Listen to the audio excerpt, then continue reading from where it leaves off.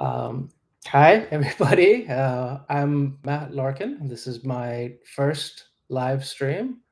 So it's not quite 7 o'clock here yet. So I'm going to give everybody a little bit more time to get into the stream so they can hear the answers live, since that's kind of the point of all this. But if you have any questions, please go ahead and type them into the chat or let me know that you're here. If you have anything you want to say, any of that.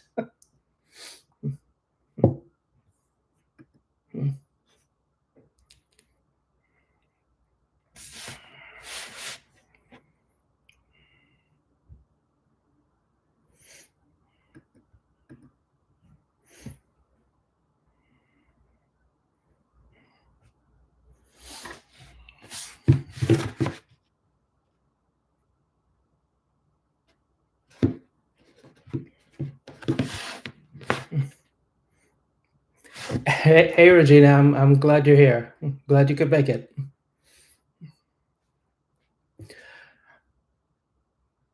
All right, just give it a little bit more time.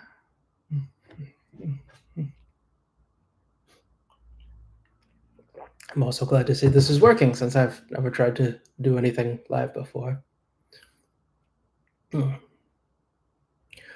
All right, well, I guess I will go ahead and get started then.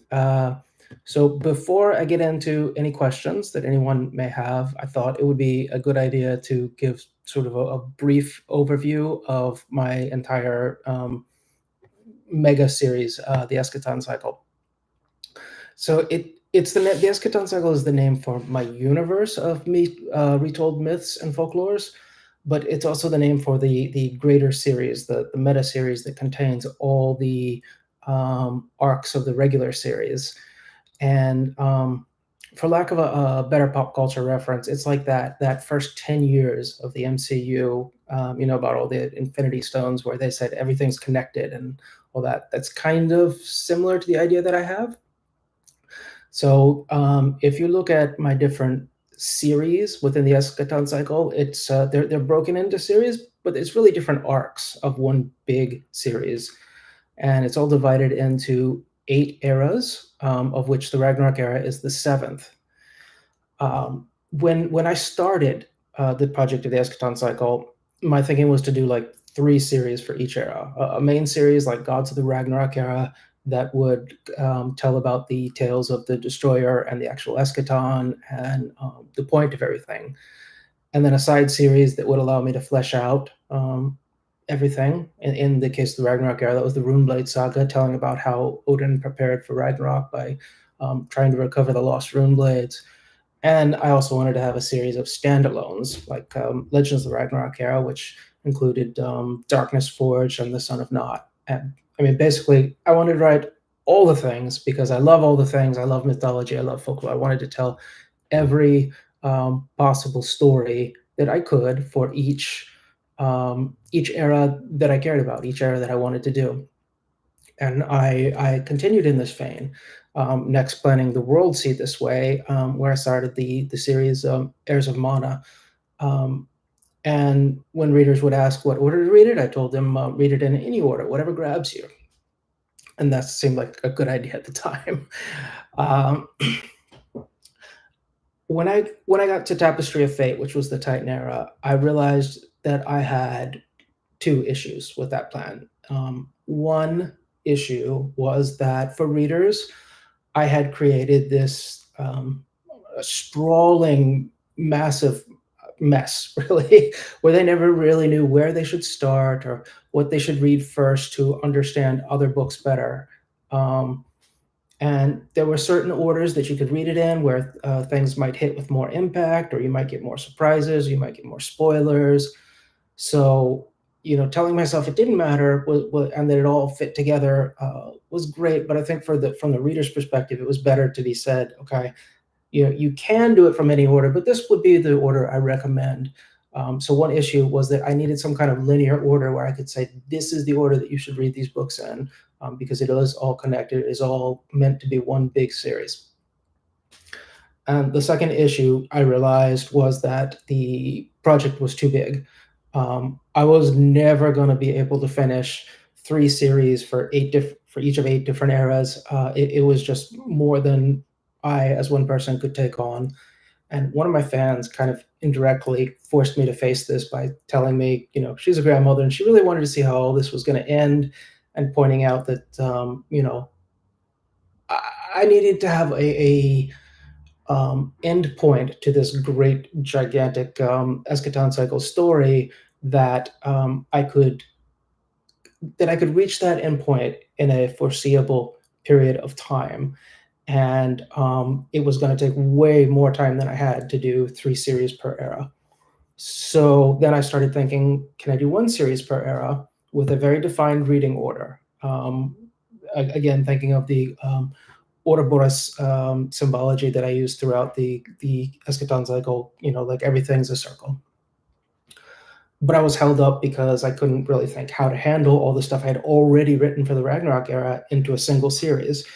In a chronological order, it wouldn't have fit very well. It would have been really, really messy.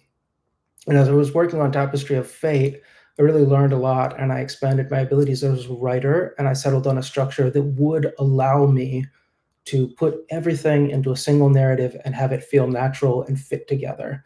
And yeah, I realized I now was at the level where I could achieve what I had wanted to do before. So then I decided to fold all 3 Ragnarok era series into one new rewritten series. And if I was going to rewrite a series, and I had to, as I said, I couldn't just put it in chronological order because it wouldn't have worked very well.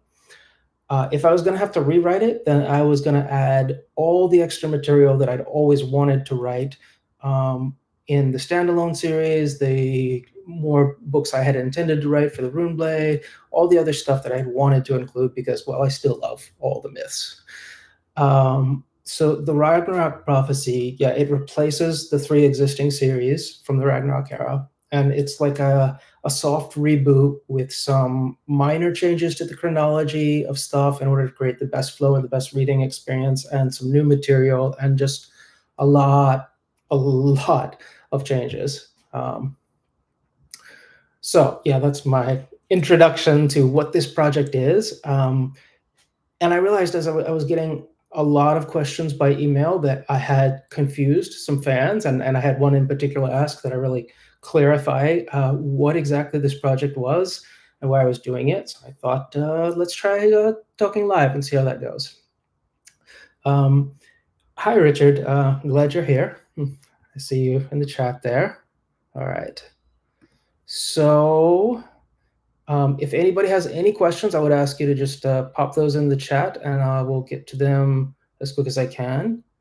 In the meantime, I have a few questions that I was sent in by email from people who couldn't make it here. So I'm going to try to touch on some of those. And I got a question. Is it worth it to read this if I have already read the other Ragnarok books? For sure, 100%. This is a vastly different, vastly improved experience. If I had any doubt that it was a new experience, then I would have just uploaded a new version of the same book, not done major surgery to reconstruct this entire series. In the time that I've spent working on doing this surgery, I could have written an entire other series. Yeah, because it has been almost a year full time, and I'm really only about halfway through reworking the Ragnarok books, and it's been a lot of work. But I also know this was one of my most popular eras, and I started this work on this one I think about 7 years ago, and over those 7 years, I got a lot of reviews, a lot of love, and really saw that this was the era that brought most of my fans to me. The vast majority of my fan base came in through this series, and this was what they really loved. And so I really wanted to do this for the fans and give them a final, definitive, improved version, in addition to giving a perfect introduction to new readers to the Ragnarok era. Oh, Regina says that she might be biased, but she'd say a big yes. And thank you, Regina. I really appreciate that. So besides bringing all the stories together, I've also added new material. I've improved on character, plot, world building, prose, dialogue. I mean, I took every scene apart, diced it up, and put it together in the best possible order and touched on every single line of the book. Everything has been enhanced or restructured. And for the record, actually, before I wrote the original Ragnarok books, I had not been able to go to Scandinavia. And before I did this, I did take a research trip to Sweden and Denmark to try to visit as many of these locations in the book as possible, to attend the museums and just study as much more as I could. Because, of course, I had already read tons of books on the material, but there's something to be said for firsthand seeing these things. And it did affect me. So yes, actually, in addition to Regina, whose kindness I appreciate, I also got an email from a patron, and through Patreon, he had already read both versions, and he said that he just decided to do a comparison side by side, and said that my skills as a writer had improved and that they were not bad to begin with, which was nice to hear. So yeah, it's a new book, which is why I gave it a new title, new editor, new cover, everything. Because it would have been fairly simple to just upload minor changes to a manuscript, but that's not what this was really. Okay, so I got another question. Hi, Dawn. I'm glad you're here. I got another question. Somebody said, I'd like to know more about the Ragnarok prophecy world. So, of course, this is the same world as it always was. It's a soft reboot. As I mentioned earlier, the Ragnarok era is the 7th era in the Eschaton cycle. It will be the first era in the new definitive reading order for the Eschaton cycle. It is set in a time when the mist of Niflheim has created an artificial ice age and made life very difficult. And it's roughly the same story. Like, if you look at the overarching plot about Odin overthrowing the Vanir and establishing the Aesir dynasty, but I took everything deeper, more refined, using the more knowledge and skills I had. Richard asks, did you learn any Nordic language as part of your research?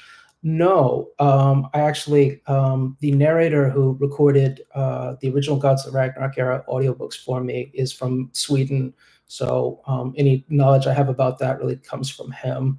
But I don't myself speak any Nordic languages. I have to read translations. Okay, next question that came in. Is this a compilation or a set of new books? The answer is it is new books that take existing material and rework it while also adding new material and cutting some stuff that I thought was maybe not necessary or wasn't right for the pacing. This is another question in a similar vein. Which of the already released books are included in each new book? So the answer to that is that there's no real one-to-one correlation. Like the new book 1, The Deluding of Gylfi, it includes part of the Apples of Eden, part of Days of Endless Night, part of Darkness Forged, and several new chapters. It's got some new stuff I wrote from the French legend of the Song of Roland, and other new scenes throughout. And right now, where I'm working in books 4 and 5, there's a whole new point of view character that was never before featured. There are new interludes that feature new characters throughout the books. So there's quite a bit of new material. Will there be regular hardcovers for this new series? Actually, we looked into doing that, and we realized that doing so didn't make any sense because when I was producing the deluxe hardcovers that I did through Kickstarter, which are well, I'll tell you about that in a minute. When I was producing those, we were able to order them in bulk, which means we were getting a bulk discount. So the price that we were able to sell them at is actually lower than the price I would have to sell regular hardcovers at. And it just seemed really weird to be selling regular hardcovers for more than the fancy leather hardcovers. So it just doesn't seem worth it for us to put the time and effort to produce regular hardcovers. So we will have ebooks, paperbacks, and the deluxe editions, which are still available through Kickstarter for at least a little while longer.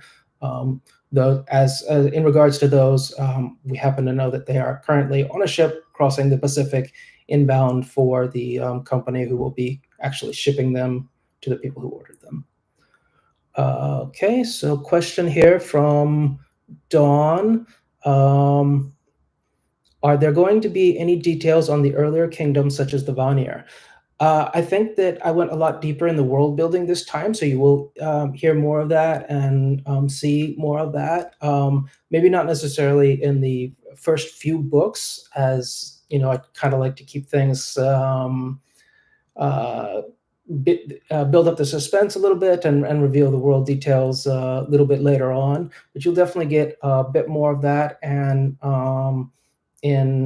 there's some more viewpoint chapters for Freya and that kind of thing, and perhaps we'll see some more from Eden. You'll just have to wait and see. Okay, so that was all the questions I have so far regarding the Ragnarok prophecy, but I got a few questions on other parts of the eschaton cycle, and as I was saying, it's all connected. In my head, it's all one big giant series that, in reading order, it goes directly from the end of the Ragnarok prophecy to book 1 of Tapestry of Fate. So I think that I've totally lost my train of thought. Sorry about that. So the question I got about Tapestry of Fate is, whereas the lengthy list of characters and previous events were very immersive, I would have found an appendix or timeline or character chart very helpful at times. Does this exist anywhere? Assuming I understand the question correctly, at the front of all the books, if you have an ebook or print book, there is a little link that says for color maps, character lists, location overviews, glossaries, and all that, check out the bonus resources here. And if you don't have that link in the book, you can also find it on my webpage, my website, my homepage. At the very bottom, there's something like that links to World Anvil, where I have all this world building information to give you a bit more for it. The deeper pages on World Anvil are exclusive content for my patrons, but there's all the character summaries and like overview, dramatis personae list, and glossary and stuff is accessible to the public. Okay, here's another question. I love the use of imagination the reader uses to visualize the characters. Your description of many of the characters is often left to the reader. Why have you decided to use this style, and is it something you have emulated from other authors? I think, to me, whatever details that I want to put into the book, they should be there for a reason. They should be conveying something about the character or the character's perspective or the scene, or be important in some way. So to me, describing every dress or every tapestry or every piece of food on the table is going to slow down the narrative. But that's a stylistic thing. Some writers do it for immersion. It's not the style that I adapted. There are definitely writers whose style that I try to learn from, and I study their craft and prose, and they're my writing heroes.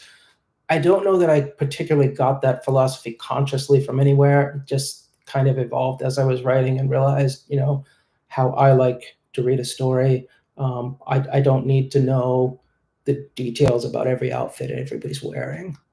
And I assume, clearly it works for some people. Okay, here's a question. Dawn asked, do you plan to get into more detail for the World Sea era, i.e. Tides of Mana, at some point? Yes. As I mentioned earlier in the beginning, it might have been before you came in, Dawn, but when I was first planning the whole eschaton cycle, I was expecting to do 3 series for each era. So there were other series that were going to be set during the World Sea era. I'm solving this problem with the Ragnarok era, but I will definitely be doubling back to the World Sea era at some point to tell the rest of the stories that will finish up that era. I'm very excited to do that, though there are probably some other things on the docket first, such as Tales of Dark Fairy and, of course, finishing this Ragnarok project. But I am eager to get back to that. That's a very fun era to work in, and it's very unique storytelling to be working on. So it's exciting for me. I'm glad you're excited too. Um, okay, next question I have here. Your most recent series is Tales of Dark Fairy. How is it different than the mythology series? So, Tales of Dark Fairy is the fourth of the 8 eras that I've revealed so far. It takes place the earliest in chronological order, but the latest in the reading order so far. It actually does incorporate various bits of Celtic mythology, but it blends that with classic fairy tales from the Grimm's brothers or Hans Christian Andersen. So what I'm doing there is a series of connected standalones where each book is told primarily from one first-person perspective. So that's a big difference for me stylistically in writing, because it's the first time that I'm writing like full-length books in first person where I'm going that deep into only one character. So that's been kind of fun and a new experience for me. And the entire thing, because the fairy tales are all connected together, it's kind of like if you ever saw the show Once Upon a Time, where all the characters have connections and they may not be aware of all the connections to each other, but they do have it. So I'm going to hopefully go through and focus on one character for um, each book and tell some interesting stories. And if you have read the first book, then you probably can guess who some of the future characters will be, because you may have already seen some of those connections, but I don't want to give any spoilers. Oh, yes, actually, Regina had a question earlier. It was, but I don't have that in front of me, and now I've forgotten what she said. To know a bit more about the plans for the Tales of Dark Fairy. Yeah. Well, each book, as I was saying, is going to have its own primary hero or heroine that's going to focus on their perspective and telling their story while being somewhat intertwined with the others. So I want each one to be a standalone where you can read it separately, but as you read the others, it can enhance the experience. So obviously, I'm going to try to hit most of the more classic fairy tales at some point. I think that's going to include Snow White and Beauty and the Beast, Rapunzel, all the tried and true favorites that everybody loves sooner or later. Dawn asked, do you intend to do one from Satanta's point of view? Most likely that will be a side character for Interludes, Dawn. His story is really, really important to the overall narrative of the Eschaton cycle, but I don't think he will be the main first-person point of view character for that book. Okay, so I guess we're coming up on about 25 minutes. Does anybody have any further questions that they'd like to ask?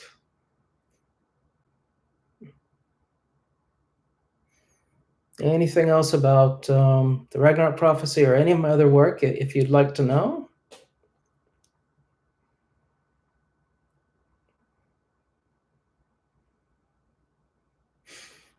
Okay, then I think we must have covered just about everything. So the deluxe edition. Yeah, I actually most of those are on the freighter being shipped across the ocean. So they won't have come to you guys yet, but they mailed me one by plane. I didn't even know that was going to happen, but I was very excited to get it. So I can show you that. Here, this is. Can you see this?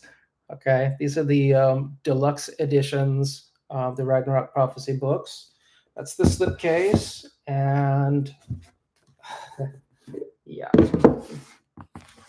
So these came out beautifully. I am so thrilled with these things. I really, you can see the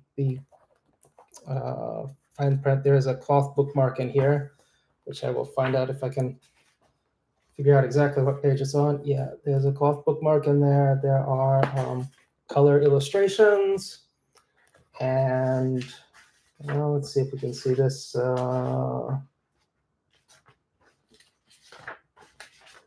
Okay, this turned out to be a long chapter while here I was looking for this chapter heading.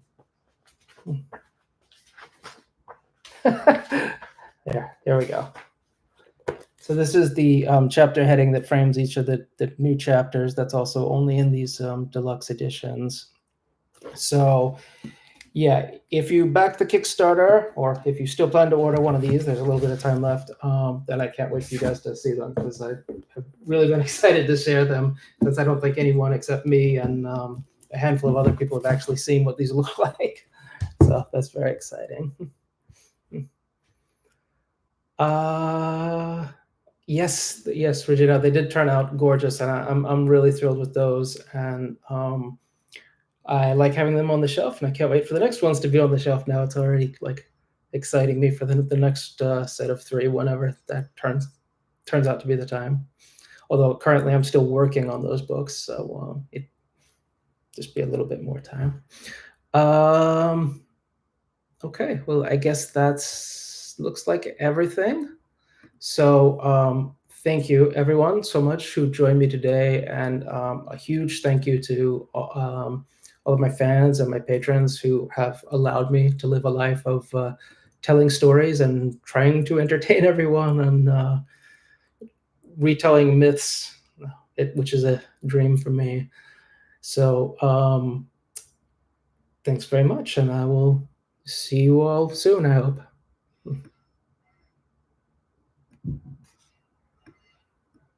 Hmm.